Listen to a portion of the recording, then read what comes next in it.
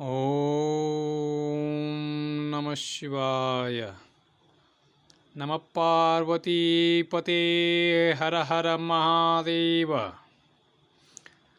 आइए मित्रों, मैं आपको आज एक विषय के बारे में बताऊंगा कि भोलेनाथ को, ईश्वर को, हर हर महादेव, महादेव को हम लोग फूल चढ़ाते हैं ना। बिल पत्र भी चढ़ाते हैं, फूल पुष्प भी चढ़ाते हैं। और इस फूल को आप सही तरीके से देख लेना। फूल के नाम है, आपको बताऊंगा मैं, धतूरे की फूल। धतूरे की फूल, धतूरा भी इसको महादेव को चढ़ाया जाता है। और ये मित्रों, मैं आप लोगों को महादेव को हम लोग धतूरा का जो फूल जो चढ़ाते हैं, धतूरा के जो फल जो चढ़ाते हैं, वो कैसा होता है मैं आपको बताऊंगा। पहले आप माता जी का दर्शन कर लीजिएगा। देखिए कितना सुंदर मूर्ति है यहाँ की माता जी का। हाँ, पार्वती माता जी का जो मूर्ति है इतना सुंदर और अद्भुत है। ये महादेवी का, माता जी का फोटो है। और देखिए है भोले बाबा का सुंदर स्वरूप है, एकदम अद्भुत स्वरूप है महादेव जी का। ये देखिए कितना सुंदर स्वरूप है।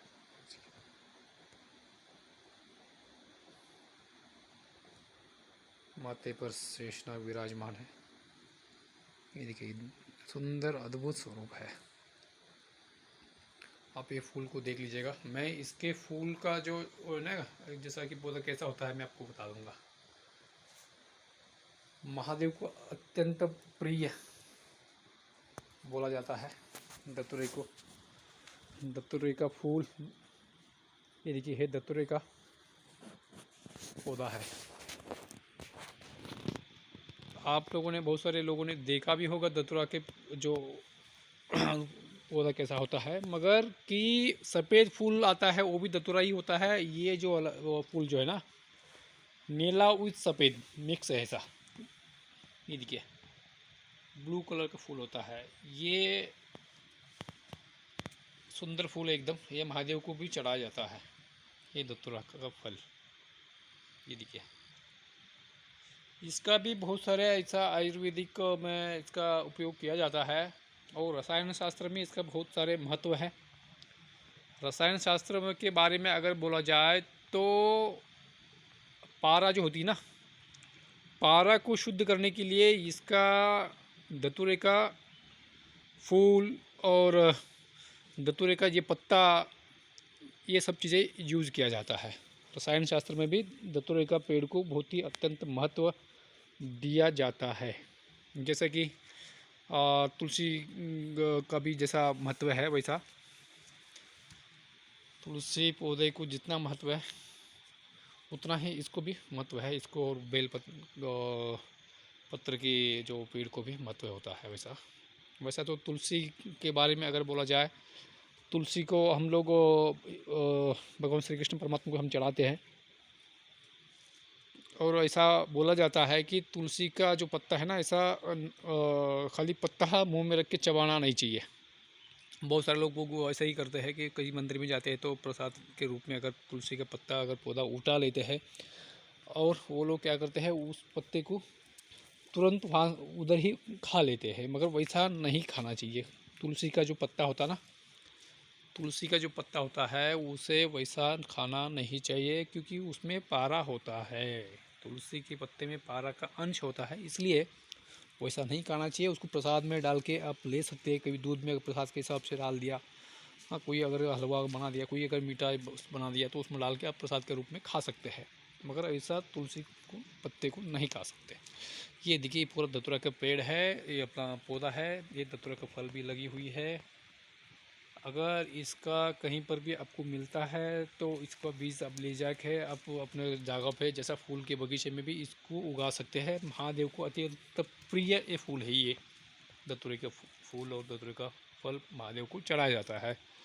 और अगर उपलब्ध है तो हर रोज़ चढ़ाइए। अगर उपलब्ध नहीं होती है, कम से कम हफ्ते में एक बार, सोमवार हो या शुक्रवार हो, एक बार दो बार जैसा हो सके आप महादेव को चढ़ाकर पूजा पाठ कर सकते हैं। क्योंकि क्या होता है, जब वहाँ पर परम चैतन्य शक्ति की अगर वहाँ पर अगर विचार होती है तो वो उस सात्विक शक्ति को या वो अपना क्या बोलते हैं रेडिएशन जो शक्ति को वो पकड़ के रखती है। ये जो पौधा ये हो गए अपना बेल का पत्रा हो गए, तो उसमें ना वो चैतन्य शक्ति चैतन्य लहरी उसमें से वो समा जाती है। फिर वो वहाँ की जो वो एनर्जी बहुत अच्छा फील होती है। देखिए आप भी इस पौधे का लाभ लीजिए, कहीं है तो आप ले जाके लगाइए। और ये पेड़ देखिए, इसका एक दो तीन पेड़ के बारे में बता दूंगा। ये है असली चंदन का पेड़। इसमें लाल चंदन भी आता है, मगर ये लाल चंदन तो है नहीं। ये जो सफ़ेद चंदन की ही पेड़ है, मगर अभी एक शायद मुझे लगता है कि 2-2.5 साल की पेड़ हो सकता है। क्योंकि जब तक चंदन की गुणवत्ता अगर बोला जाए तो कम से कम जब चंदन की जो पेड़ होती ना, कम से कम वो 7 से 8 7 साल की जब होगी तभी उसमें चंदन की सुगंध आना स्टार्ट होती है। तब तक फिर ये चंदन की ही पूर्णता नहीं होता है उतना। उसमें चंदन का पूर्ण जो चंदन का जो होता है ना खुशबू जो होती है वो नहीं होता है। ये देखिए ऐसा है इसका पत्ता है। इस पर छोटे छोटे फल भी लगते हैं एकदम बढ़िया सा। फिर क्या है ना, ये जो इसको उगता ही वैसा ही है ना सिस्टम है इसकी। कोई पंछी लोग आकर इसका फल खाएंगे, फिर उसको बीज को और कहीं डालेंगे, वहाँ से उग जाएगा। ये आप उगा हुआ है, किसको लगाया हुआ नहीं है।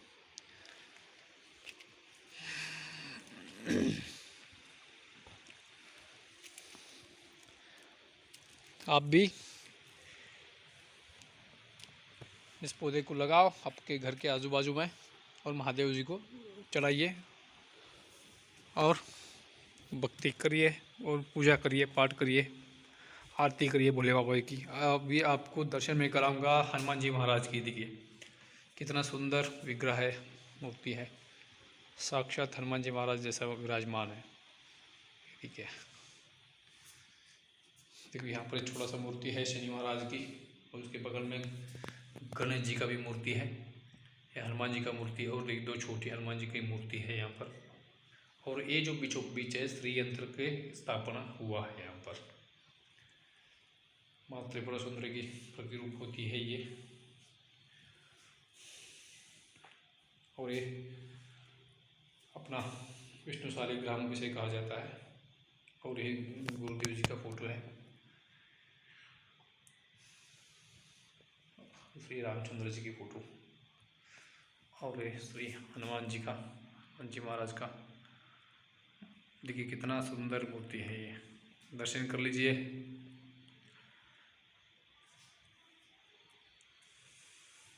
जय जय बजरंगबली महाराज की जय। जय रघुवीर समर्थ।